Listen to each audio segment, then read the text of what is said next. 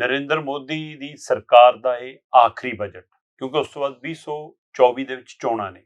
ਸੋ ਇਸ ਬਜਟ ਨੂੰ ਚੁਣਾਵੀ ਬਜਟ ਵਜੋਂ ਵੀ ਵੇਖਿਆ ਜਾ ਰਿਹਾ ਸੀ ਕਿ ਇਸ ਨੂੰ ਚੋਣਾਂ ਦੇ ਹਵਾਲੇ ਨਾਲ ਪੇਸ਼ ਕੀਤਾ ਜਾਵੇਗਾ। ਪਰ ਜੇਕਰ ਵੱਡੇ ਸਮੁੱਚੇ ਕੈਨਵਸ ਤੇ ਇਸ ਨੂੰ ਦੇਖਣਾ ਹੋਵੇ ਤਾਂ ਕਹਿੰਦੇ ਜੀ ਬੜੇ ਕਮਾਲ ਦਾ ਬਜਟ ਲਿਆਂਦਾ ਜੀ, ਲਓ ਜੀ ਟੈਕਸ ਵਾਲਿਆਂ ਨੂੰ ਵੱਡੀ ਰਾਹਤ ਮਿਲ ਗਈ ਜੀ, 7 ਲੱਖ ਤੱਕ ਜਿਹੜੇ ਬੰਦੇ ਤਨਖਾਹ ਲੈਂਦੇ ਨੇ ਉਹਨਾਂ ਦੇ ਲਈ ਰਾਹਤ ਆ, ਜਾਂ ਆਮਦਨ ਦਾ ਜਿਹਨਾਂ ਦਾ ਇੰਨਾ ਕੁ ਸਰੋਤ ਆ ਉਹਨਾਂ ਲਈ ਰਾਹਤ ਹੈ। ਪਰ ਕਹਿੰਦੇ ਜੀ ਦੇਸ਼ ਤਾਂ ਪਿੰਡਾਂ 'ਚ ਵਸਦਾ, ਪਿੰਡਾਂ ਲਈ ਇਸ ਬਜਟ ਵਿੱਚ ਕੀ ਆ, ਕਿਸਾਨੀ ਲਈ ਇਸ ਬਜਟ ਵਿੱਚ ਕੀ ਆ, ਜਵਾਨੀ ਲਈ ਇਸ ਬਜਟ ਵਿੱਚ ਕੀ ਹੈ, ਤੇ ਖਾਸ ਕਰਕੇ ਪੰਜਾਬ ਲਈ ਇਸ ਬਜਟ ਵਿੱਚ ਕੀ ਹੈ, ਉਸ ਹਵਾਲੇ ਤੋਂ ਸਮਝਣਾ ਚਾਹਾਂਗੇ ਇਸ ਬਜਟ ਨੂੰ। ਸੋ ਮੇਰੇ ਨਾਲ ਸੀਨੀਅਰ ਪੱਤਰਕਾਰ ਹਮੀਰ ਸਿੰਘ ਭਾਜੀ ਨੇ। ਭਾਜੀ ਕਹਿੰਦੇ ਕਿ ਨਿਰਮਲਾ ਸੀਤਾਰਮਨ ਨੇ ਬੀਜੇਪੀ ਦੀ ਤਾਰਨਹਾਰ ਬਣ ਕੇ ਕਹਿੰਦੇ ਬਜਟ ਪੇਸ਼ ਕੀਤਾ ਕਿ ਭਾਈ 2024 'ਚ ਇਹਦੇ ਆਧਾਰ ਤੇ ਖੇਡ ਖੇਡਣੀ ਆ।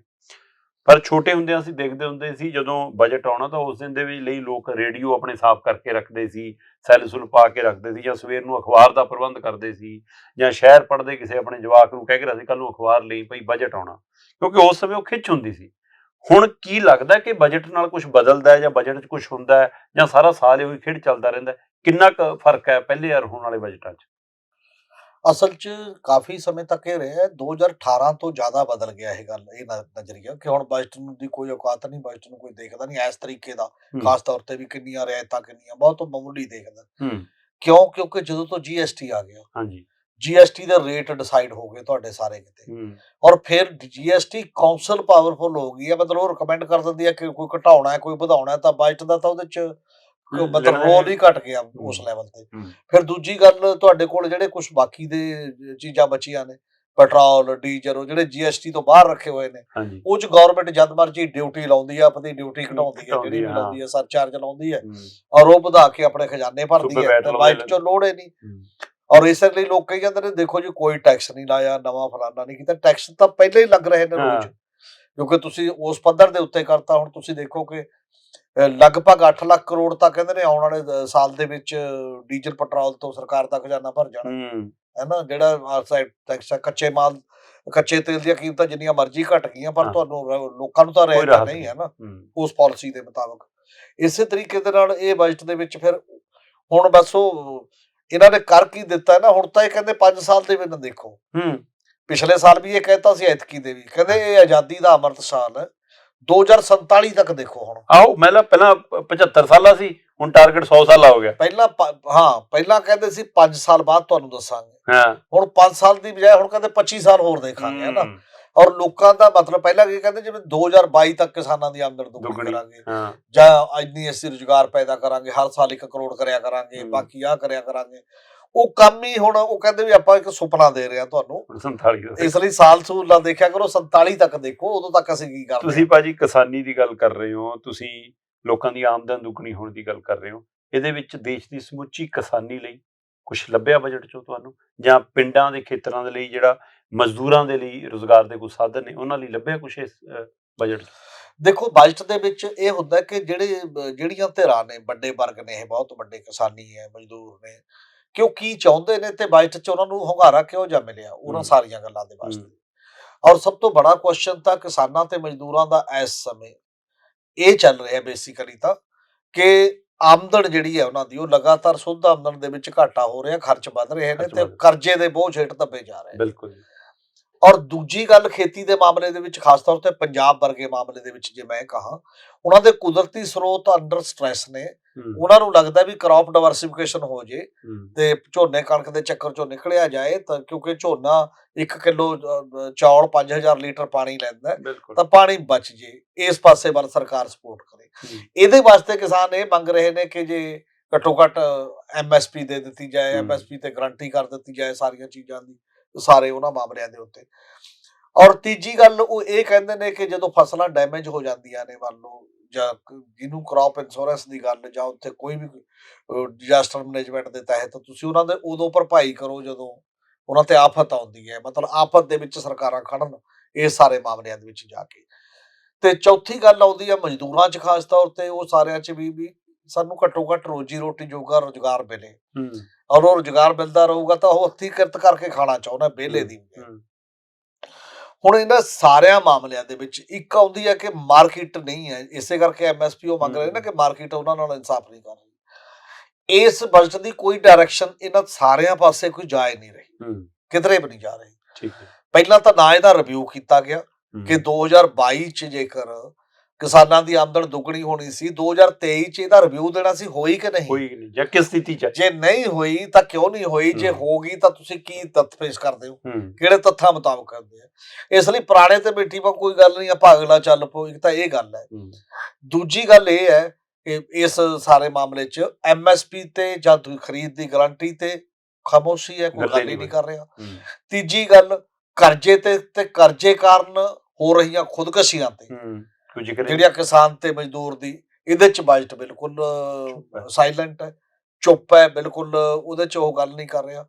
ਔਰ ਇਸੇ ਕਰਕੇ ਉਦੋਂ ਅਗਲੀ ਗੱਲ ਜਿਹੜੀ ਇਹਦੇ ਵਿੱਚ ਆਉਂਦੀ ਹੈ, ਜਿਹੜੀ ਕਿਸਾਨ ਤੇ ਮਜ਼ਦੂਰ ਲਗਾਤਾਰ ਇਹ ਕਹਿੰਦੇ ਨੇ ਕਿ ਸਾਡੇ ਕੁਦਰਤੀ ਸਰੋਤ ਨੇ, ਔਰ ਫਸਲੀ ਵੰਨ-ਸੁਵੰਨਤਾ ਨੂੰ ਉਤਸ਼ਾਹਿਤ ਕਰਨ ਦੇ ਵਾਸਤੇ ਕੋਈ ਸਪੈਸ਼ਲ ਪੈਕੇਜ, ਜੇ ਤੁਸੀਂ MSP ਨਹੀਂ, ਵੈਸੇ ਤਾਂ ਉਹਦਾ ਇਲਾਜ ਇਹ ਹੈ ਕਿ ਜੇ ਸਾਰੀਆਂ ਫਸਲਾਂ ਤੇ MSP ਦੀ ਗਾਰੰਟੀ ਦਿੰਦੇ ਹੋ ਤਾਂ ਲੋਕਾਂ ਨੂੰ ਯਕੀਨ ਹੋ ਜਾਏਗਾ ਕਿ ਕਣਕ ਝੋਨੇ ਨਾਲੋਂ ਫਲਾਨੀ ਫਸਲ ਤੇ ਵੀ ਵੱਧ ਮਿਲ ਜੂਗਾ ਮੈਨੂੰ, ਤਾਂ ਆਟੋਮੈਟਿਕਲੀ ਉਧਰ ਨੂੰ ਚੱਲ ਜਾਏਗਾ। ਇੱਕ ਗੱਲ ਕੀਤੀ ਹੋਈ ਹੈ ਥੋੜੀ ਜੀ ਸ਼ੁਰੂ ਚ, ਪਿਛਲੇ ਸਾਲ ਤੋਂ ਚੱਲਦੀ ਆ ਰਹੀ ਹੈ ਉਹ, ਕਿ ਹਰ ਡਿਸਟ੍ਰਿਕਟ ਦੇ ਵਿੱਚ ਅਸੀਂ ਇੱਕ ਬ੍ਰਾਂਡ ਨੂੰ ਉਤਸ਼ਾਹਿਤ ਕਰਾਂਗੇ ਕਿ ਹਰ ਡਿਸਟ੍ਰਿਕਟ ਇੱਕੋ ਜਿਹੀਆਂ ਚੀਜ਼ਾਂ ਬਣਾ ਕੇ ਵੇਚੇ, ਮਾਰਕੀਟਿੰਗ ਕਰੇ, ਐ ਕਰੇ। ਇਹ ਨੇ ਨਾ ਸਲਾਹਾਂ, ਹੈ ਨਾ, ਕਿ ਐ ਹੈ। ਸਰਕਾਰਾਂ ਤੋਂ ਲੋਕ ਸਲਾਹ ਨਹੀਂ ਇਸ ਲੈਵਲ ਤੇ ਭਾਲਦੇ, ਉਹਦੇ ਤੇ ਕੋਈ ਅਮਲ ਭਾਲਦੇ, ਹੈਲਪ ਕੀ ਕਰ ਰਹੇ ਹੋ। ਇਹ ਤਾਂ ਉਹਨਾਂ ਨੂੰ ਵੀ ਪਤਾ ਕਿ ਆਪਾਂ ਇਸ ਤਰੀਕੇ ਨਾਲ ਕਰਦੇ ਹਾਂ। ਪੰਜਾਬ ਚ 50 ਵਾਰ ਪਹਿਲਾਂ ਵੀ ਪਲਾਨਿੰਗ ਬਣੀ ਹੈ ਖੇਤਰ ਵਾਈਜ਼ ਜਿਹੜੀ ਹੈ। ਇਹ ਆਈਡੀਆ ਮਾੜਾ ਨਹੀਂ ਹੈ ਕਿ ਇਸ ਤਰੀਕੇ ਦਾ ਕੀਤਾ ਜਾਏ, ਡਿਵਰਸਿਫਿਕੇਸ਼ਨ ਆਈਡੀਆ ਮਾੜਾ ਨਹੀਂ ਹੈ, ਪਰ ਹੋਊਗਾ ਕਿਵੇਂ, ਉਹਨੂੰ ਚੱਕੂਗਾ ਕੌਣ? ਹਾਂ, ਜੇ ਉਹਨੂੰ ਤੂੰ ਇਹ ਕਰੋਗੇ, ਗਾਰੰਟੀ ਦਿਓਗੇ ਕੋਈ ਖਰੀਦਣ ਦੀ, ਕੋਈ ਵੇਚਣ ਦੀ, ਕੋਈ ਬਾਕੀ ਦੀਆਂ ਚੀਜ਼ਾਂ, ਇਹ ਜੇ ਤੁਸੀਂ ਨਹੀਂ ਕਰਦੇ ਤਾਂ ਕੋਈ ਮਤਲਬ ਨਹੀਂ। ਔਰ ਹੁਣ ਅਗਲੀ ਗੱਲ ਮਜ਼ਦੂਰ ਆਉਂਦੀ ਹੈ, ਨਰੇਗਾ ਭਾਜੀ। ਨਰੇਗਾ ਖਾਸ ਕਰਕੇ ਲੋਕਾਂ ਲਈ ਬੜੀ ਰਾਹਤ ਵਾਲੀ ਮਤਲਬ ਕਿ ਰਿਹਾ ਕਿ ਹਾਂ ਇਹਦੇ ਰਾਹੀਂ ਰੋਜ਼ਗਾਰ, ਬੇਸ਼ੱਕ ਅਜੇ ਵੀ ਉਹਦੇ ਵਿੱਚ ਕਾਫੀ ਖੱਪੇ ਨੇ, ਲੋਕਾਂ ਨੂੰ ਭਰਮ ਭੁਲੇਖੇ ਰੱਖਿਆ ਜਾਂਦਾ, ਪਰ ਕੀ ਬਜਟ ਨੇ ਕੁਛ ਨਰੇਗਾ ਕਰਮੀਆਂ ਲਈ, ਉਹਨਾਂ ਦੇ ਲਈ ਕੋਈ ਰਾਹਤ ਲਿਆਂਦੀ ਹੈ ਇਹਦੇ ਵਿੱਚ? ਨਹੀਂ, ਮਨਰੇਗਾ ਦੇ ਬਾਰੇ ਤਾਂ ਇੱਕ ਅਚੰਭੇਜਨਕ ਫੈਸਲਾ ਕੀਤਾ, ਬਿਲਕੁਲ ਹੀ ਉਲਟ ਫੈਸਲਾ ਕੀਤਾ ਮੋਦੀ ਸਰਕਾਰ ਨੇ। ਆਪਣੇ ਟੈਨਿਓਰ ਦੀ ਵੀ ਸਭ ਤੋਂ ਘੱਟ ਰਾਸ਼ੀ ਰੱਖੀ ਹੈ। ਅੱਛਾ ਜੀ। 2014 ਤੋਂ ਬਾਅਦ ਜੋ ਰੱਖਦੇ ਰਹੇ, ਜੋ ਪਿਛਲੇ ਸਮੇਂ ਚ, ਉਦੋਂ ਵੀ ਘਟਾ, ਮਤਲਬ ਪਿਛਲੇ ਸਾਲਾਂ ਨਾਲੋਂ ਘਟ ਗਈ, ਪਿਛਲੇ ਸਾਲਾਂ ਨਾਲੋਂ ਵੀ ਘਟਾਤੀ ਹੈ। ਔਰ ਨਾ ਕੇਵਲ ਪਿਛਲੇ ਸਾਲਾਂ ਨਾਲੋਂ ਘਟਾਤੀ ਹੈ, ਔਰ ਜਿਵੇਂ ਨਰਿੰਦਰ ਮੋਦੀ ਜਦੋਂ ਪ੍ਰਾਈਮ ਮਿਨਿਸਟਰ ਬਣੇ ਨੇ, ਪਹਿਲੀ ਵਾਰ ਪਾਰਲੀਮੈਂਟ ਦੇ ਵਿੱਚ ਜਾ ਕੇ ਉਹਨਾਂ ਨੇ ਇੱਕ ਗੱਲ ਕਹੀ ਸੀ ਕਿ ਇਹ ਕਾਂਗਰਸ ਦੀ ਮਤਲਬ ਇੱਕ ਕਿਸਮ ਦੀ ਨਾ ਮੋਨੂਮੈਂਟ ਹੈ, ਉਹਦੀ ਕਬਰ ਦਾ ਮੋਨੂਮੈਂਟ ਹੋਏਗਾ। ਮਤਲਬ ਇੱਕ ਐਸੀ ਚੀਜ਼ ਹੈ ਨਰੇਗਾ ਜਿਹੜੀ ਕਾਂਗਰਸ ਦੇ ਇਤਿਹਾਸ ਦੇ ਵਿੱਚ ਇਹ ਕਹੀ ਜਾਏਗੀ ਕਿ ਜੀ ਤਾਂ ਇਹਨੇ ਪੱਠਾ ਬਿਠਾਤਾ, ਕਾਂਗਰਸ ਦਾ ਪੱਠਾ ਬਿਠਾਉਣ ਵਾਲੀ ਹੈ। ਅੱਛਾ। ਪਰ ਉਹ ਇੰਨਾ ਵੱਡਾ ਇੱਕ ਓਵਰਆਲ ਲੋਕਾਂ ਨੂੰ ਫਾਇਦਾ ਹੁੰਦਾ ਸੀ ਉਹਦੇ ਨਾਲ। ਔਰ ਮਨਰੇਗਾ ਨੇ ਤਾਂ ਕਾਂਗਰਸ ਦੀ ਸਰਕਾਰ ਰਿਪੀਟ ਕਰਾਤੀ ਸੀ। UPA 2 ਚ ਜੇ ਆਇਆ, ਮਨਰੇਗਾ ਦਾ ਬਹੁਤ ਬੜਾ ਰੋਲ ਸੀ। ਅੱਛਾ ਜੀ। ਕਿਉਂਕਿ ਗਰੀਬ ਤਬਕੇ ਦਾ, ਹਾਲਾਂਕਿ ਉਦੋਂ ਵੀ ਉਹਦੇ ਚ ਕੁਝ ਊੜਤਾਈਆਂ ਨੇ 100 ਦਿਨ ਦਾ ਰੁਜ਼ਗਾਰ ਰੱਖਿਆ ਗਿਆ, ਲੋਕਾਂ ਨੂੰ 365 ਦਿਨ ਭੁੱਖ ਲੱਗਦੀ ਹੈ, ਰੋਟੀ ਖਾਂਦੇ ਨੇ, 100 ਦਿਨ ਨਹੀਂ ਲੱਗਦੀ, 100 ਦਿਨ ਨੇ। ਔਰ ਕੁਝ ਖੇਤਰਾਂ ਦੇ ਵਿੱਚ 150 ਦਿਨ ਕੀਤਾ ਜਿੱਥੇ ਸੋਕਾ ਪਿਆ ਪਿਛਲੇ ਦਿਨਾਂ ਦੇ ਵਿੱਚ। ਪਰ ਐਤਕੀ ਦਾ ਜੇ 20 ਜਨਵਰੀ ਤੱਕ ਦਾ ਮੈਂ ਡਾਟਾ ਦੇਣਾ ਤਾਂ ਉਹ ਇਹ ਹੈ ਕਿ 42 ਦਿਨ ਔਸਤਨ ਰੁਜ਼ਗਾਰ ਦਿੱਤਾ ਓਏ ਸਾਲ ਚ 365 ਦਿਨਾਂ ਚੋਂ 42 ਦਿਨ। ਇਦੋਂ ਪਹਿਲਾਂ ਪਿਛਲੇ ਸਾਲ ਹੀ ਮੋਦੀ ਸਰਕਾਰ ਦੇ ਦੌਰਾਨ 50 ਦਿਨ, ਉਦੋਂ ਪਿਛਲੇ ਸਾਲ 52 ਦਿਨ ਦਿੱਤਾ ਗਿਆ ਸੀ। ਇਹਦਾ ਮਤਲਬ ਤੁਸੀਂ ਉਹਦੇ ਤੇ ਅਮਲ ਪਹਿਲਾਂ ਹੀ ਘਟਾ ਰਹੇ ਹੋ, ਲਗਾਤਾਰ ਘਟਾ ਰਹੇ ਹੋ। ਔਰ ਉਸੇ ਕਰਕੇ ਕੀ ਹੈ ਕਿ ਜਦੋਂ 2020 ਚ ਤੁਸੀਂ ਰੱਖ ਰਹੇ ਸੀ ਇਹ ਪੈਸੇ ਕਿ ਆਪਾਂ 73,000 ਕਰੋੜ ਰੁਪਇਆ ਰੱਖਿਆ 21-22, ਔਰ ਉਦੋਂ ਇਹ ਸੀਗਾ ਕਿ ਕੋਰੋਨਾ ਆ ਗਿਆ। ਕੋਰੋਨਾ ਦੇ ਕਰਕੇ ਬਹੁਤ ਸਾਰੇ ਮਜ਼ਦੂਰ ਮਤਲਬ ਪਿੰਡਾਂ ਨੂੰ ਮੁੜੇ ਤੇ ਬਾਕੀ ਚੀਜ਼ਾਂ ਕੀਤੀਆਂ।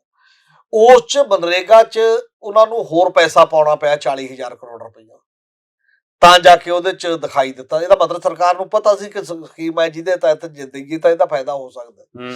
1,11,000 ਕਰੋੜ ਰੁਪਇਆ ਖਰਚ ਕੀਤਾ। ਠੀਕ ਹੈ।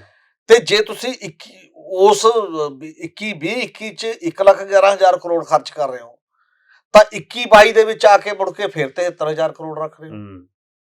ਕਿਉਂ ਜੀ? ਜਦੋਂ ਪਹਿਲਾਂ ਆਮਦਨ ਹੈ, ਤੁਸੀਂ ਇਹ ਅੰਦਾਜ਼ਾ ਲਾ ਲਿਆ ਇੰਨਾ ਘੱਟ ਹੋਊਗਾ, ਕਿਉਂ ਲਾ ਲਿਆ?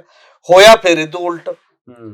ਉਹ 73,000 ਨਾਲ ਵੀ ਨਹੀਂ ਸਰਿਆ, ਫਿਰ ਹੋਰ ਪੈਸੇ ਪਾਉਣੇ ਪਏ। 98,000 ਕਰੋੜ ਰੁਪਇਆ ਰਿਵਾਈਜ਼ਡ ਬਜਟ ਦੇਣਾ ਪਿਆ, 98,000 ਰੁਪਇਆ ਕਰੋੜ ਖਰਚ ਹੋਇਆ। ਫਿਰ ਪਿਛਲੇ ਸਾਲ ਫਿਰ ਤੁਸੀਂ 73,000 ਕਰੋੜ ਰੱਖਤਾ। ਪਾਰਲੀਮੈਂਟ ਦੀ ਸਟੈਂਡਿੰਗ ਕਮੇਟੀ ਨੇ ਜਿਹੜੀ ਇਸ ਤੇ ਦੀ ਹੈ 22 ਤੇ 21-22 ਚ, ਉਹਨੇ ਪੁੱਛਿਆ ਗਵਰਨਮੈਂਟ ਤੋਂ ਵੀ ਇਹ ਤਰਕ ਕੀ ਹੈ, ਦਲੀਲ ਕੀ ਹੈ, ਜਦ ਖਰਚਾ ਇੰਨਾ ਹੋ ਰਿਹਾ ਹੈ, ਖਰਚੇ ਤੋਂ ਵਾਧੂ ਹੋਣਾ ਦੀ ਸੰਭਾਵਨਾ ਹੈ, ਤੇ ਤੁਸੀਂ ਬਜਟ ਕਿਉਂ ਘੱਟ ਰੱਖ ਰਹੇ ਹੋ? ਕੋਈ ਜਵਾਬ ਨਹੀਂ ਤੇ ਕੋਈ ਜਵਾਬ ਨਹੀਂ ਤੇ 73,000 ਕਰੋੜ ਰੱਖਿਆ। ਆ ਹੁਣ ਦੁਬਾਰਾ ਰਿਵਾਈਜ਼ਡ ਬਜਟ ਕਰਨਾ ਪਿਆ, ਐਤਕੀ ਵੀ 99,000 ਕਰੋੜ ਰੁਪਇਆ ਖਰਚ ਹੋ ਗਿਆ ਮਨਰੇਗਾ ਤੇ। ਉਹ 99,000 ਕਰੋੜ ਵੀ ਖਰਚ ਕਿੰਨਾ ਹੋਇਆ? 42 ਦਿਨਾਂ ਤੇ। ਜੇ 100 ਦਿਨ ਦਿੰਦੇ ਜਾਂ ਜਿੰਨਿਆਂ ਨੇ ਕੰਮ ਮੰਗਿਆ ਉਹਨੂੰ 100 ਦਿਨ ਦੇਣਾ ਹੁੰਦਾ ਤਾਂ ਕਿੰਨੇ ਦੀ ਲੋੜ ਸੀ? ਤੇ ਉਹ ਇਹ ਕਹਿ ਰਹੇ ਨੇ ਕਿੰਨੇ ਦੀ ਲੋੜ ਸੀ, ਜਿਹੜੇ ਮਨਰੇਗਾ ਤੇ ਕੰਮ ਕਰਨ ਵਾਲੇ ਨੈਸ਼ਨਲ ਲੈਵਲ ਦੇ ਗਰੁੱਪ ਨੇ, ਜੇ ਜਿੰਨੇ ਕੁ ਬੰਦੇ ਹੁਣ ਮਨਰੇਗਾ 'ਚ ਕੰਮ ਮੰਗਣਾ ਚਾਹੁੰਦੇ ਨੇ ਉਹਨਾਂ ਨੂੰ ਤੁਸੀਂ 100 ਦਿਨ ਦੇਣਾ ਹੋਵੇ ਤਾਂ 2,72,000 ਕਰੋੜ ਰੁਪਈਆ ਚਾਹੀਦਾ। ਠੀਕ ਹੈ ਜੀ। ਐਤਕੀ ਤੋਂ ਪਹਿਲਾਂ ਇਹ ਡਿਮਾਂਡ ਵੀ ਕੀਤੀ ਸਾਰਿਆਂ ਨੇ ਨੈਸ਼ਨਲ ਲੈਵਲ ਤੇ ਰਲ ਕੇ ਕਿ 2,72,000 ਕਰੋੜ ਰੁਪਇਆ ਬਜਟ 'ਚ ਚਾਹੀਦਾ ਹੈ, ਜੇ ਤੁਸੀਂ ਬਿਹਤਰ ਤਰੀਕੇ ਦਾ ਇਹ ਚਾਹੁੰਦੇ ਹੋ ਕਿ ਸਮਾਜ ਦੇ ਵਿੱਚ ਕੰਮ ਧੰਦਾ ਉਸ ਲੈਵਲ ਦਾ ਚੱਲਦਾ ਰਹੇ। ਪਰ ਰੱਖਿਆ ਕਿੰਨਾ? 60,000 ਕਰੋੜ ਰੁਪਇਆ। 73,000 ਕਰੋੜ ਤੋਂ ਵੀ ਘਟਾ ਕੇ 60,000। ਤੁਸੀਂ ਉਸ ਦਾ ਮਤਲਬ ਰੁਜ਼ਗਾਰ ਦੇ ਸਾਰੇ ਮੌਕੇ ਮਾਰ ਦੇਣਾ ਚਾਹੁੰਦੇ ਹੋ। ਵੋਟਾਂ ਦੇ ਕਰਕੇ 2024 ਦੀਆਂ ਕੇਵਲ ਇੱਕ ਗੱਲ ਕੀ ਰੱਖੀ ਗਈ ਹੈ ਜਿਹੜੀ ਪਹਿਲਾਂ ਹੀ ਐਲਾਨ ਹੋ ਗਈ, ਉਹ ਕਹਿੰਦੇ ਕਿ ਅਸੀਂ 80 ਜਾਂ 81 ਕਰੋੜ ਬੰਦਿਆਂ ਨੂੰ ਮੁਫਤ ਅਨਾਜ ਦਿਆਂਗੇ ਐਤਕੀ ਦਸੰਬਰ ਤੱਕ। ਉਹ ਵੀ ਐਤਕੀ ਹੈ, ਵੋਟਾਂ ਦੇ ਵਿੱਚ ਹੈ। ਜਦ ਉਹ ਬੰਦਾ ਇਹ ਕਹਿ ਰਿਹਾ ਹੈ ਕਿ ਮੈਨੂੰ ਮੁਫਤ ਨਾ ਦਿਓ, ਮੈਨੂੰ ਰੁਜ਼ਗਾਰ ਦੇ ਦਿਓ, ਉਹੀ 81,000 ਕਰੋੜ ਚ ਜਿਹੜਾ 2 ਲੱਖ ਕਰੋੜ ਲਾਓਗੇ ਉਹ 2,60,000 ਕਰੋੜ ਮਨਰੇਗਾ ਚ ਰੱਖ ਦਿਓ ਤੁਸੀਂ, ਤੇ ਬੰਦਾ ਕਿਰਤ ਵੀ ਕਰੂਗਾ ਤੇ ਨਾਲ ਉਹਦੇ ਅਸੈਟ ਪੈਦਾ ਹੋਣਗੇ, ਸਾਰੇ ਦੇਸ਼ ਚ ਵਿਕਾਸ ਵਧੂਗਾ, ਸਾਰੀਆਂ ਚੀਜ਼ਾਂ ਹੋਊਗਾ, ਪੈਸੇ ਦਾ ਘੁੰਮੂਗਾ ਸਾਰਾ, ਨਾਲੇ ਬੰਦੇ ਦੀ ਇੱਕ ਡਿਗਨਿਟੀ ਬਣਦੀ ਹੈ, ਸ਼ਾਨ ਬਣਦੀ ਹੈ, ਮੈਂ ਕਰਕੇ ਖਾ ਰਿਹਾ, ਮੈਂ ਤੁਹਾਡੇ ਤੋਂ ਮੰਗਤਾ ਨਹੀਂ ਆ, ਜਿਵੇਂ ਵੀ ਮਰਜ਼ੀ ਹੈ। ਪਰ ਸਰਕਾਰ ਨੇ ਤਾਂ ਸੋਚਿਆ ਹੋਇਆ ਇਸ ਢੰਗ ਦਾ ਕਿ ਨਹੀਂ ਜੀ, ਆਪਾਂ ਇਹ ਇੱਕ ਬੜਾ ਸੈਕਸ਼ਨ ਹੈ ਜਿਹੜਾ ਇਹਨੂੰ ਬਾਹਰ ਕੱਢ ਦੇਣਾ ਕਿਸੇ ਵੀ ਰੁਜ਼ਗਾਰ ਤੋਂ, ਕਿਸੇ ਵੀ ਗੱਲ ਤੋਂ। ਔਰ ਇਹ ਉਦੋਂ ਹੋ ਰਿਹਾ, ਮਨਰੇਗਾ ਕੋਈ ਜਨਰਲ ਸਕੀਮ ਨਹੀਂ ਹੈ, ਇਹ ਸੰਵਿਧਾਨਿਕ ਸੋਧ ਹੈ ਤੇ ਫੰਡਾਮੈਂਟਲ ਰਾਈਟ ਹੈ, ਬੁਨਿਆਦੀ ਅਧਿਕਾਰ ਹੈ। ਜਿਹੜੀ ਸਰਕਾਰ ਇਹ ਤੋਂ ਪਿੱਛੇ ਹਟ ਰਹੀ ਹੈ ਉਹ ਸੰਵਿਧਾਨ ਦੀਆਂ ਤਾਂ ਜਿਉਂ ਉਡਾ ਰਹੀ ਹੈ, ਉਹ ਸੰਵਿਧਾਨ ਤੋਂ ਪਿੱਛੇ ਹਟ ਰਹੀ ਹੈ। ਮੰਨਿਆ ਕਿ ਬਾਕੀ ਦੀ ਸਕੀਮ ਹੋਵੇ, ਪੈਨਸ਼ਨ ਹੈ ਜੀ ਫਲਾਣਾ, ਤੁਸੀਂ ਹਟ ਗਏ, ਹਾਲਾਂਕਿ ਇਖਲਾਕੀ ਤੌਰ ਤੇ ਤਾਂ ਉਹ ਤੋਂ ਵੀ ਨਹੀਂ ਹਟ ਸਕਦੇ, ਬਿਲਕੁਲ, ਪਰ ਇਖਲਾਕ ਛੱਡੋ, ਤੁਸੀਂ ਤਾਂ ਸੰਵਿਧਾਨ ਨੂੰ, ਕਾਨੂੰਨ ਨੂੰ ਨਹੀਂ ਮੰਨ ਰਹੇ। ਇਹ ਬਹੁਤ ਵੱਡਾ ਕੁਐਸਚਨ ਇਸ ਲੈਵਲ ਤੇ ਖੜਾ ਹੈ। ਔਰ ਇਹਦੇ ਨਾਲ ਇਹ ਜ਼ਰੂਰ ਹੈ ਕਿ ਇੱਕ ਐਡਾ ਕਰੋੜਾਂ ਦੀ ਗਿਣਤੀ ਦੇ ਵਿੱਚ ਜਿਹੜਾ ਵਰਗ ਹੈ ਉਹ ਮੇਰੇ ਖਿਆਲ ਅੱਜ ਹੋਰ ਵੀ ਨਿਰਾਸ਼ ਹੋਏਗਾ ਔਰ ਹੋਰ ਵੀ ਉਹ ਅੰਦੋਲਨਰਤ ਹੋਏਗਾ ਕਿਸੇ ਨਾ ਕਿਸੇ ਰੂਪ ਦੇ ਵਿੱਚ। ਭਾਜੀ ਤੁਸੀਂ ਰੁਜ਼ਗਾਰ ਦੀ ਗੱਲ ਕਰ ਰਹੇ ਹੋ ਔਰ ਮਜ਼ਦੂਰਾਂ ਦੀ ਗੱਲ ਕਰ ਰਹੇ ਹੋ, ਉਸ ਤੋਂ ਬਾਅਦ ਇੱਕ ਉਹ ਜਵਾਨੀ ਆਉਂਦੀ ਹੈ ਜਿਹਨੇ ਕੋਈ ਸਕਿੱਲ ਨੂੰ ਲੈ ਕੇ ਕੋਈ ਮਤਲਬ ਕਿ ਤਿਆਰੀ ਕੀਤੀ ਹੈ, ਕੋਈ ਕੋਰਸ ਕੀਤਾ ਜਾਂ ਬੱਚਿਆਂ ਨੇ ਚੰਗੀ ਪੜ੍ਹਾਈ ਕੀਤੀ ਹੈ ਕਾਲਜ ਯੂਨੀਵਰਸਿਟੀ ਲੈਵਲ ਤੇ, ਉਹਨਾਂ ਦੇ ਲਈ ਕੋਈ ਰੁਜ਼ਗਾਰ ਦੇ ਰਾਹ ਖੋਲ ਰਹੀ ਹੈ? ਕਿਉਂਕਿ ਸਰਕਾਰ ਪਿਛਲੀ ਵਾਰ ਤਾਂ ਦਾਅਵੇ ਕਰਦੀ ਕਿ ਸਾਲ 'ਚ 1 ਕਰੋੜ ਰੁਜ਼ਗਾਰ ਦਿਆ ਕਰਾਂਗੇ। ਸੋ ਕੀ ਹੁਣ ਇਸ ਬਜਟ ਦੇ ਵਿੱਚ ਕੋਈ ਰੁਜ਼ਗਾਰ ਲਈ ਵੀ ਕੋਈ ਪ੍ਰਬੰਧ ਰੱਖੇ ਨੇ? ਕੋਈ ਹੈ ਕਿ ਪ੍ਰਾਈਵੇਟ ਸੈਕਟਰ ਨੂੰ ਧੱਕਣਾ ਸਾਰਾ ਕੁਝ? ਨਹੀਂ, ਰੁਜ਼ਗਾਰ ਲਈ ਜ਼ਬਾਨੀ ਜਮਾ ਖਰਚ ਹੈ। ਪ੍ਰਾਈਵੇਟ ਵਾਸਤੇ ਇਹ ਹੈ ਵੀ ਜਿਹੜਾ ਐਗਰੀਕਲਚਰ ਦੇ ਖੇਤਰ 'ਚ ਇੱਕ ਸਟਾਰਟਅਪ ਸ਼ੁਰੂ ਕਰੋ ਤੁਸੀਂ, ਫਿਰ ਅਸੀਂ ਤੁਹਾਨੂੰ ਲੋਨ ਦੇਵਾਂਗੇ, ਜਿਹੜੇ ਮੋਦੀ ਕਹਿੰਦੇ ਪਕੌੜੇ ਕਰੋ, ਜੋ ਵੀ ਮਰਜ਼ੀ ਕਰੋ, ਮਤਲਬ ਆਪਣੀ ਜ਼ਿੰਮੇਵਾਰੀ। ਇਹ ਕੋਈ ਨਹੀਂ ਉਹ 'ਚ ਕਿਹਾ ਵੀ ਇੰਨੀਆਂ ਤਾਂ ਸਰਕਾਰੀ ਨੌਕਰੀਆਂ ਸਾਡੇ ਕੋਲ ਅਵੇਲੇਬਲ ਨੇ, ਇੰਨੀਆਂ ਤਾਂ ਪ੍ਰਾਈਵੇਟ ਸੈਕਟਰ 'ਚ ਆਉਣਗੀਆਂ, ਇੰਨੀਆਂ ਵੇਕੈਂਟ ਪੋਸਟਾਂ ਪਈਆਂ ਨੇ ਜਿਹੜੀਆਂ ਸਾਰੀਆਂ ਰਲਾ ਕੇ ਲੱਖਾਂ ਬਣਦੀਆਂ ਨੇ, ਉਹ ਕਦ ਤੱਕ ਭਰਾਂਗੇ, ਉਹਨਾਂ ਨੂੰ ਕਦੋਂ ਲਿਆਵਾਂਗੇ, ਉਹ ਡਾਟਾ ਨਹੀਂ। ਦੂਜੀ ਗੱਲ ਇਹ ਵੀ ਨਹੀਂ ਦਿੱਤੀ ਕਿ ਤੁਸੀਂ ਇਹਨਾਂ ਮਾਮਲਿਆਂ ਦੇ ਵਿੱਚ ਜੇ ਬੰਦੇ ਨੇ ਹੈਲਪ ਕਰਨਾ, ਪ੍ਰਾਈਵੇਟ ਮਾਮਲਿਆਂ ਦੇ ਵਿੱਚ ਵੀ ਤੁਸੀਂ ਉਹਨੂੰ ਕਿੰਨੀ ਹੈਲਪ ਬਿਨਾਂ ਵਿਆਜ ਦਿਓਗੇ, ਕੀ ਕਰੋਗੇ, ਕਿੱਥੇ ਤੱਕ ਦਿਓਗੇ, ਕਦੋਂ ਤੱਕ ਉਹ ਵਾਪਸ ਕਰੂਗਾ, ਉਹਦੀ ਕੋਈ ਕਲੈਰਿਟੀ ਨਹੀਂ। ਦਿਆਂਗੇ ਸੌਖਾ ਲੋਨ ਦਿਆਂਗੇ, ਲੋਨ ਨੇ ਸਾਰੇ ਮਾਮਲਿਆਂ ਦੇ ਵਿੱਚ ਦੇ ਦਿਓ, ਕਰਜ਼ਾ ਹੈ। ਜਿਵੇਂ ਕਿਸਾਨੀ ਨੂੰ ਵੀ ਕੀ ਕਹਿੰਦੇ ਨੇ ਕਿ 15 ਲੱਖ ਕਰੋੜ ਤੋਂ ਵਧਾ ਕੇ ਜੀ ਕਿਸਾਨੀ ਨੂੰ ਕਰਜ਼ਾ ਦਿਆਂਗੇ 20 ਲੱਖ ਕਰੋੜ ਹੈ ਨਾ। ਔਰ 20 ਲੱਖ ਕਰੋੜ ਦਾ ਕਰਜ਼ਾ ਕਿਹਨੂੰ ਜਾ ਰਿਹਾ ਹੈ? ਔਰ ਬੜੇ ਵੱਡੇ ਪੱਧਰ ਤੇ ਰਿਪੋਰਟਾਂ ਆਈਆਂ ਨੇ। ਹੁਣ ਕਿਸਾਨੀ ਦੇ ਨਾਂ ਤੇ ਕਰਜ਼ਾ ਵੀ ਜਿਹੜਾ ਬੈਂਕਾਂ ਦਾ ਸਸਤਾ, ਉਹ ਕੌਣ ਲੈ ਰਿਹਾ? ਉਹ ਕਾਰਪੋਰੇਟ ਲੈਣ ਲੱਗ ਕੰਪਨੀਆਂ ਬਣ ਗਈਆਂ, ਉਹਨੇ ਕੰਪਨੀਆਂ ਛੋਟੀਆਂ ਖੋਲ ਲੀਆਂ ਨੇ, ਜਿਹੜੇ ਸਟਾਰਟਅਪ ਵੀ ਉਹ ਖੋਲਦੇ ਨੇ, ਜਿਹੜੇ ਬੰਦੇ ਵੱਡੀਆਂ ਕੰਪਨੀਆਂ ਸਟਾਰਟਅਪ ਖੋਲਣ ਲੱਗ ਗਈਆਂ ਆਪਣੇ ਹਿੱਸੇ ਚੋਂ। ਔਰ ਜਿਵੇਂ ਕਈ ਕੰਪਨੀਆਂ ਬਣਾ ਦਿੰਦੇ ਹੋ ਤੁਸੀਂ, ਬਿਲਕੁਲ ਇੱਕੋ ਹੀ ਬੰਦਾ, ਉਹਦੇ ਰੂਪ ਦੇ ਵਿੱਚ ਉਹ ਕਰਜ਼ੇ ਦਾ ਵੀ ਫਾਇਦਾ ਉਹ ਲੈਣ ਲੱਗ ਗਿਆ, ਸਗੋਂ ਦੂਜੇ ਰੂਪ ਦੇ ਵਿੱਚ ਉਹਦੀ ਵੀ ਕੋਈ ਵਿਆਖਿਆ ਤੁਸੀਂ ਸਾਡੇ ਸਾਹਮਣੇ ਦੇ ਨਹੀਂ ਰਹੇ ਇਸ ਲੈਵਲ ਦੇ ਉੱਤੇ। ਇਸੇ ਕਰਕੇ ਜਿਹੜਾ ਯੂਥ ਹੈ ਉਹ ਟੋਟਲੀ ਨਿਰਾਸ਼ ਹੈ, ਯੂਥ ਉਸ ਪੱਧਰ ਦੇ ਉੱਤੇ, ਕਿਉਂਕਿ ਨੌਕਰੀਆਂ ਪੈਦਾ ਹੀ ਨਹੀਂ ਹੋ ਰਹੀਆਂ, ਪੈਦਾ ਤੁਸੀਂ ਕਰ ਨਹੀਂ ਰਹੇ। ਔਰ ਇੱਕ ਗੱਲ ਤੇ ਜ਼ਰੂਰ ਕਿਹਾ ਕਿ ਉਹਨਾਂ ਨੇ ਕੁਝ ਇੰਸਟੀਟਿਊਸ਼ਨ ਖੋਲਣੇ ਨੇ ਜਿਹੜੇ ਆਰਟੀਫਿਸ਼ੀਅਲ ਇੰਟੈਲੀਜੈਂਸ ਦੀ ਟੈਕਨੋਲੋਜੀ ਨੂੰ ਪ੍ਰਮੋਟ ਕਰਨਗੇ, ਉਹਦੇ ਤਹਿਤ ਕੰਮ ਕਰਨਗੇ। ਪਰ ਗਵਰਨਮੈਂਟ ਨੂੰ ਇੱਕ ਵੀ ਪਤਾ ਹੋਊਗਾ ਇਹਦੇ ਨਾਲ ਦੀ ਨਾਲ ਆਰਟੀਫਿਸ਼ੀਅਲ ਇੰਟੈਲੀਜੈਂਸ ਆਉਣ ਦੇ ਨਾਲ ਕਿੰਨੀਆਂ ਨੌਕਰੀਆਂ ਚਲੀਆਂ ਜਾਣੀਆਂ। ਇਹ ਨਹੀਂ ਕਿ ਕੋਈ ਕਹਿੰਦਾ ਕਿ ਦੇਸ਼ ਪਿੱਛੇ ਰਹਿ ਜਾਏ ਜੇ ਟੈਕਨੋਲੋਜੀ ਨਾ ਵਰਤੇ, ਪਰ ਟੈਕਨੋਲੋਜੀ ਦੀ ਵਰਤੋਂ ਤੁਹਾਡੇ ਲੋਕਾਂ ਦੀ ਰੋਜੀ ਰੋਟੀ ਨਾਲ ਜੋੜ ਕੇ ਸੰਤੁਲਨ ਕਿਵੇਂ ਬਣਦਾ, ਜੇ ਇਹ ਤੁਸੀਂ ਤੈਅ ਨਹੀਂ ਕਰਦੇ ਤਾਂ ਤੁਸੀਂ ਵਨ ਸਾਈਡਡ ਦੌੜ ਦੌੜੋਗੇ। ਬਿਲਕੁਲ। ਬਾਕੀ ਦੇ ਬੇਰੁਜ਼ਗਾਰ ਕੀ ਕਰਨਗੇ, ਕਿਵੇਂ ਰਹਿਣਗੇ, ਇਹਦੇ ਬਾਰੇ ਤੁਹਾਡੇ ਕੋਲ ਕੋਈ ਰੋਡ ਮੈਪ ਨਹੀਂ। ਭਾਜੀ ਆਉਣ ਦੇ ਸਮੇਂ 'ਚ ਕਹਿੰਦੇ ਕਿ ਪਹਿਲਾਂ 9 ਸੂਬਿਆਂ ਦੀ ਵਿਧਾਨ ਸਭਾ ਚੋਣਾਂ ਪਈਆਂ ਤੇ ਉਹ ਤੋਂ ਬਾਅਦ ਫਿਰ 24 ਦੀਆਂ ਚੋਣਾਂ ਨੇ। ਸੋ ਚਾਹੇ ਸਰਕਾਰ ਪੱਖ ਤੋਂ ਦੇਖਾਂ ਚਾਹੇ ਬੀਜੇਪੀ ਪੱਖ ਤੋਂ ਦੇਖਾਂ, ਉਹਨਾਂ ਮੂਹਰੇ ਚੋਣਾਂ ਜ਼ਰੂਰ ਦਿਖਦੀਆਂ ਨੇ, ਹਰ ਚੀਜ਼ ਨੂੰ ਚੋਣਾਂ ਨਾਲ ਜੋੜ ਕੇ ਦੇਖਦੇ ਨੇ। ਪਰ ਜਿਵੇਂ ਤੁਸੀਂ ਇਹ ਗਿਣਾ ਰਹੇ ਹੋ, ਇਹ ਤਾਂ ਪੂਰੇ ਦੇਸ਼ ਤੇ ਅਸਰ ਪਾਊਗਾ, ਚਾਹੇ ਕਿਸਾਨੀ ਦੀ ਗੱਲ ਹੈ, ਚਾਹੇ ਨਰੇਗਾ ਦੀ ਗੱਲ ਹੈ, ਚਾਹੇ ਬੇਰੁਜ਼ਗਾਰੀ ਦੀ ਗੱਲ ਹੈ। ਫਿਰ ਜਦੋਂ ਮੈਂ ਸੂਬਿਆਂ ਦੇ ਹਵਾਲੇ ਨਾਲ ਦੇਖਦਾ ਕਿ ਉਹਨਾਂ 9 ਸੂਬਿਆਂ ਲਈ ਕੋਈ ਵਿਸ਼ੇਸ਼ ਤੋਹਫਾ ਜਾਂ ਪੂਰੇ ਦੇਸ਼ ਲਈ ਜੇ 24 ਦੀਆਂ ਚੋਣਾਂ ਨੂੰ ਦੇਖਾਂ ਤਾਂ ਲੱਗਦਾ ਹੈ ਕਿ ਸਰਕਾਰ ਇਸ ਬਜਟ ਦੇ ਰਾਹੀਂ ਪਾਸ ਹੋ ਰਹੀ ਹੈ ਲੋਕਾਂ ਦੀ ਨਜ਼ਰ ਦੇ ਵਿੱਚ। ਅਸਲ 'ਚ ਸੂਬਿਆਂ ਦੀਆਂ ਤਾਂ ਉਹਨਾਂ ਨੇ ਵੋਟਾਂ ਲੈਣੀਆਂ ਨੇ, ਪ੍ਰਾਈਮ ਮਿਨਿਸਟਰ ਨੂੰ ਬੀਜੇਪੀ ਨੂੰ ਤਾਂ ਇਹ ਹੈ ਨਾ, ਆਪਣੇ ਕੋਲ ਇੱਕੋ ਹੀ ਹੈ, ਸਾਰੇ ਸੂਬਿਆਂ ਦਾ ਮੁੱਖ ਮੰਤਰੀ ਉਹ ਹੈ, ਪ੍ਰਾਈਮ ਮਿਨਿਸਟਰ ਜਾਂਦਾ ਨਾ ਮੋਦੀ ਨੂੰ ਵੋਟ ਪਾਓ। ਔਰ ਉਹ ਹਿੰਦੂਤਵੀ ਏਜੰਡਾ ਹੈ ਜਾਂ ਡਿਫੈਂਸ ਦਾ ਏਜੰਡਾ ਹੈ ਜਾਂ ਬਾਹਰ ਰਾਸ਼ਟਰਵਾਦ ਦੇ ਨਾਂ ਤੇ ਵੋਟ ਤਾਂ ਉਸ ਨਾਂ ਤੇ ਲਈ ਜਾਂ ਮੌਕੇ ਤੇ ਜਦੋਂ ਤੁਸੀਂ 5-5 ਕਿਲੋ ਅਨਾਜ ਪੇਸ਼ ਕਰ ਦਿੰਦੇ ਹੋ, ਜਿਹੜਾ ਵੋਟ ਖਰੀਦ ਰਹੇ ਹੋ, ਵੋਟ ਉਹ ਦੇ ਰਹੇ ਹੋ ਨਾ, ਵੀ ਗਰੀਬ ਆਦਮੀ ਪਾਉਂਦਾ ਵੀ ਹਾਂ ਸਾਡੇ ਤੱਕ ਪਹੁੰਚ ਰਹੀ ਹੈ, ਡਿਲੀਵਰੀ ਸਿਸਟਮ ਹੈ ਹੈਗਾ ਜੀ, ਆਹ ਤਾਂ ਦੇ ਹੀ ਦਿੱਤਾ ਘੱਟੋ ਘੱਟ, ਉਹਦੇ ਨਾਲ ਤੁਰੰਤ ਵੋਟ ਲੈ ਲੈਂਦੇ ਹੋ। ਔਰ ਉਹ ਤੁਰੰਤ ਵੋਟ ਵਾਲਾ ਵੀ ਉਹਨਾਂ ਨੂੰ ਇਹ ਵੀ ਨਹੀਂ ਉੱਥੇ ਤੱਕ ਜਾਣੀ ਹੈ ਇਨਫੋਰਮੇਸ਼ਨ ਕਿ ਐਤਕੀ ਹੈ, ਇਹ ਬੰਦ ਕਰਤੀ ਹੈ, 2024 ਤੋਂ ਬਾਅਦ ਖਤਮ ਹੋ ਗਈ ਹੈ, ਜੇਕਰ ਤੁਸੀਂ ਦਿਓਗੇ। ਔਰ ਇਹਦੇ ਨਾਲ ਦੀ ਨਾਲ ਇਹ ਸਟੇਟਾਂ ਦਾ ਰੋਲ, ਹੁਣ ਸਟੇਟਾਂ ਪੰਗੂ ਬਣ ਗਈਆਂ ਬਿਲਕੁਲ GST ਦੇ ਮਾਮਲੇ 'ਚ। ਐਤਕੀ GST ਦਾ ਜਿਹੜਾ ਹੁਣ ਤੱਕ ਦਾ ਸੀ 2022 ਤੱਕ, ਕਿ ਜਿੰਨਾ ਸਟੇਟਾਂ ਨੂੰ ਘਾਟਾ ਪੈ ਰਿਹਾ ਸੀ, ਰੈਵਨਿਊ ਨਹੀਂ ਸੀ ਇਕੱਠਾ ਹੋ ਰਿਹਾ, ਜੇ 14% ਵਾਧਾ ਨਹੀਂ ਸੀ ਹੋ ਰਿਹਾ, ਤਾਂ ਕੇਂਦਰ ਦੀ ਸਰਕਾਰ ਉਹਨਾਂ ਨੂੰ ਪੈਸੇ ਦਿੰਦੀ ਸੀ। ਐਤਕੀ ਉਹ ਬੰਦ ਹੋ ਗਈ। ਪੰਜਾਬ ਨੂੰ ਵੀ 16-17 ਹਜ਼ਾਰ ਕਰੋੜ ਦਾ ਲਾਸ ਹੋਣਾ, ਘਾਟਾ ਹੋਣਾ। ਇਹਦੀ ਭਰਪਾਈ ਕਿੱਥੋਂ ਹੋਣੀ ਹੈ? ਸਾਰੀਆਂ ਸਟੇਟਾਂ ਕਹਿ ਕੇ ਹਟ ਗਈਆਂ ਕਿ ਇਹ ਵਧਾ ਦੋ, ਇਹਦੀ ਐਕਸਟੈਂਸ਼ਨ ਕਰ ਦੋ, ਉਹ ਨਹੀਂ ਵਧਾਈ, ਸਟੇਟ ਦਾ ਉੱਥੇ ਹੋ ਗਿਆ। ਦੂਜੀ ਗੱਲ, ਸਟੇਟਾਂ ਜਿਹੜੀਆਂ ਬਹੁਤ ਕਮਜ਼ੋਰ ਹੋ ਗਈਆਂ ਇਕਨੋਮਿਕਲੀ, ਕਰਜ਼ ਜਾਲ 'ਚ ਫਸ ਰਹੀਆਂ ਨੇ, ਟ੍ਰੈਪ 'ਚ ਫਸ ਰਹੀਆਂ ਨੇ, ਉਹਦੇ ਬਾਰੇ ਕੇਂਦਰ ਦੀ ਸਰਕਾਰ ਦਾ ਇਸ ਬਜਟ ਦੇ ਵਿੱਚ ਕੋਈ ਨਹੀਂ ਹੈ। ਔਰ ਦਿੱਤਾ ਕੀ ਹੈ? 2 ਚੀਜ਼ਾਂ ਕੀਤੀਆਂ ਨੇ ਮਤਲਬ ਸਟੇਟਾਂ ਦੇ ਬਾਰੇ।